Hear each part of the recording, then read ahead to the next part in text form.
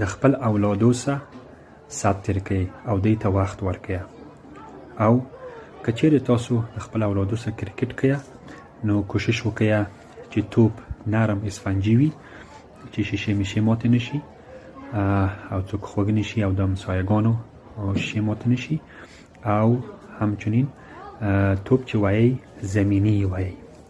زمینی وایي چې همسایگان پذاب نشي، همسایگان کورو ته توپ ور نشي.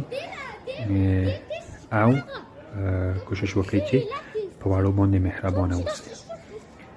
او بارک الله فیکم، جزاکم الله خیرا. السلام علیکم و رحمت الله و برکاته.